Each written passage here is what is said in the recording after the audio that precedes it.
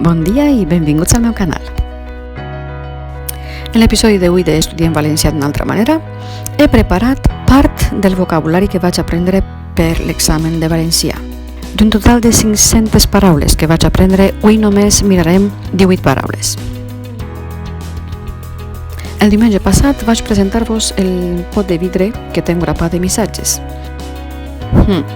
Missatges motivadors que em van ajudar a començar el dia i d'aquesta manera evitar la procrastinació.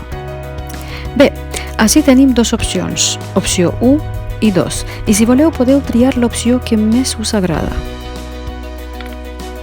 El missatge d'avui de la primera opció és la forma d'emprendre. Alguna cosa es deixa de parlar d'ella i començar a crear-la. Passem a la segona opció i el missatge és: el que no es comença avui mai s'acaba demà.